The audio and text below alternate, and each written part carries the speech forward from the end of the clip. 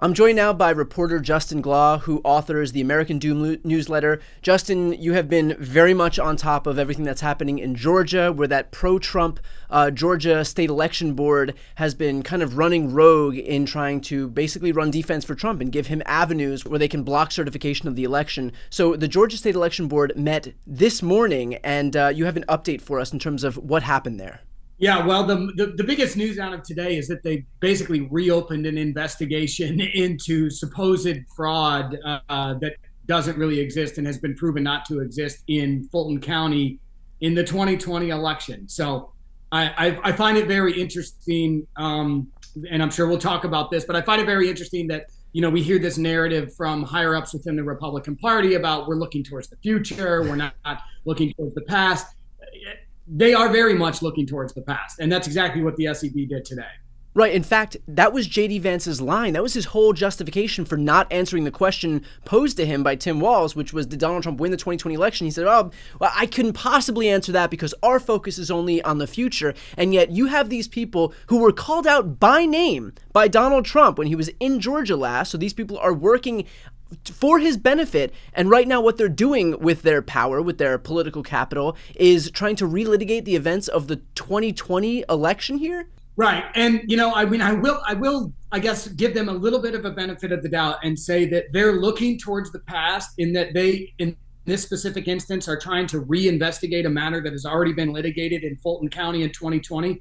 But that is also a way for them to look into the future and lay the groundwork for the stolen election claims. So it's a little bit of both, right? By revisiting the past, they're able to set the stage for pretty much the exact same claims to happen in November and after Election Day. Okay, but explain to me what their strategy is here, because they'll look at the past, and there was no fraud in the election. God knows how many times they recounted the votes in Georgia in the aftermath of 2020, so they're not going to find fraud. And so how could reinvestigating the vote counts in Fulton County in 2020 in any way prove their thesis that there was fraud and give them a justification, a predicate to feel like they need more security heading into 2024?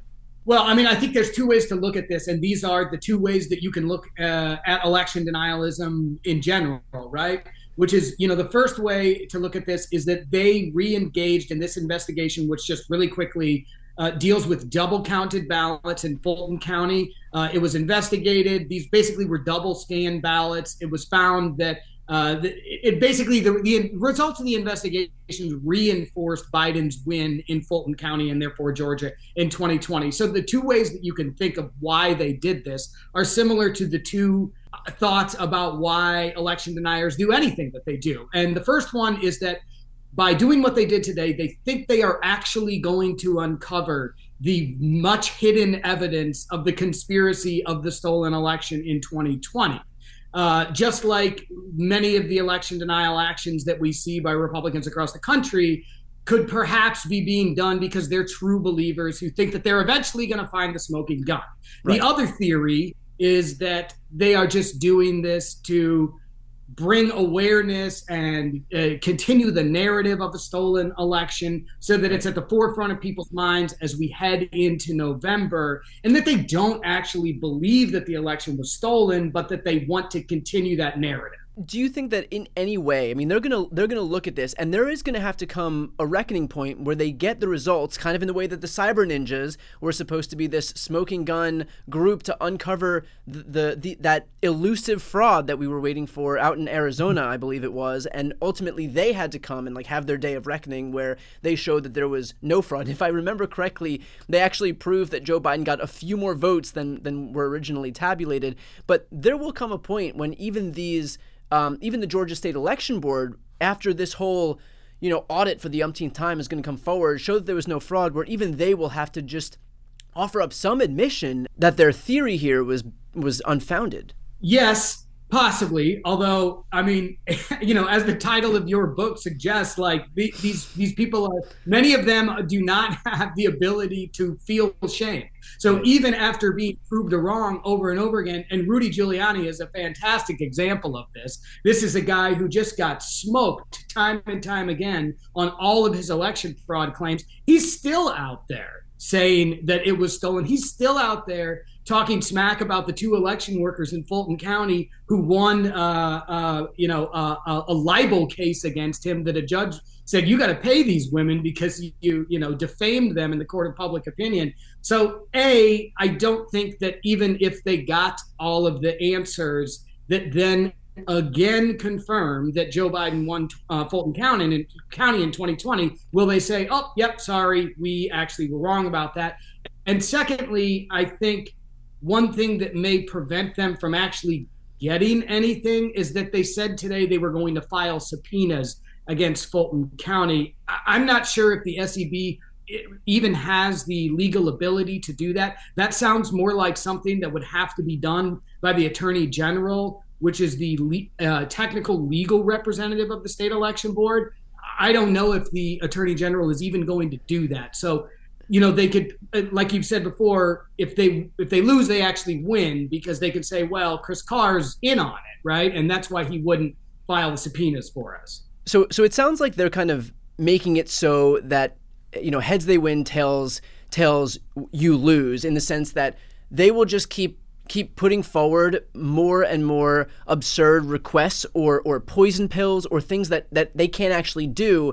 And so long as they don't get everything they need, they can just point to they can preserve those things to say, oh, well, we would have found this fraud if but for Attorney General Carr, who thwarted us. And so they can kind of maintain plausible deniability the entire time because their requests are so fantastical that they'll never all get accomplished, and then they'll always have that thing to point to as justification for why they were still right and why the conspiracy theory lives on.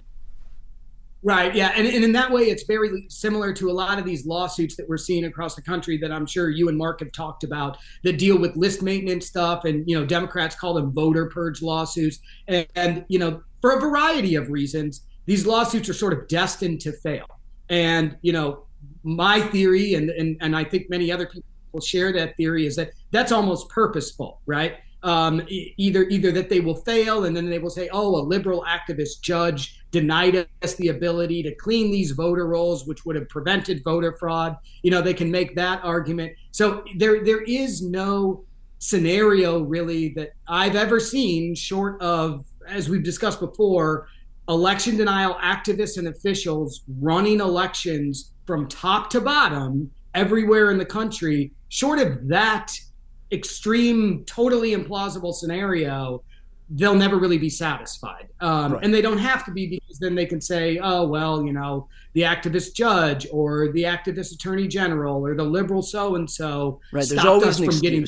Well, this all raises the obvious question here, which is that we are still awaiting some type of movement on the question of the rule that was handed down by the Georgia State Election Board that mandated the hand counting of all of the ballots in the 2024 election. That's going to be 5 million ballots. And of course, hand counting anything is just a recipe for the actual fraud that they purport to be fighting against. So do we have any movement on that? The last that we heard, this issue is being litigated in court, not by the Georgia Secretary of State or the Georgia Attorney General or the Georgia Governor, all of whom presumably are actually against this move by the Georgia State Election Board, but by Democrats and pro-democracy groups who brought this lawsuit forward.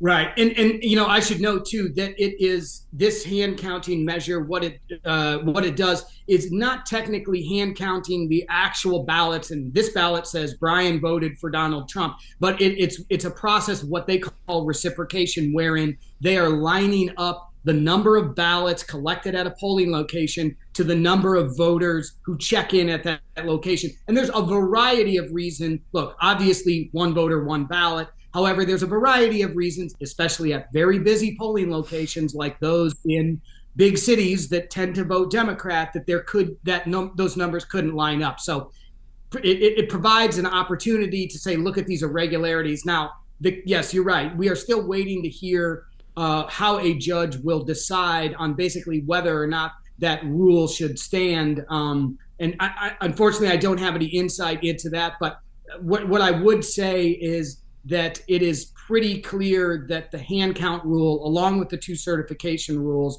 are really designed to, again, they are rules in search of a problem, not rules seeking to fix problems, right? And I would encourage people to read a ProPublica story from on Sunday by Doug Bach-Clark that lays out how this hand count rule could be used to essentially negate votes in Democratic precincts. And, there's some disagreement over whether or not that's possible. I think it is. And that kind of gets to the heart of the matter.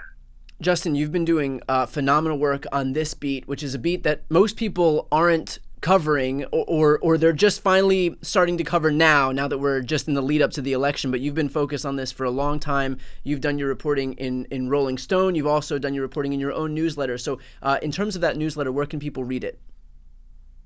It's on Substack. It's called American Doom, and the website is american-doom.com. Okay, well, I'll link that on the screen here and also in the post description of this video. Justin, thank you for the work you're doing. And as soon as we have an update on that lawsuit, we'll make sure to bring you back on so we can discuss the implications of the ruling.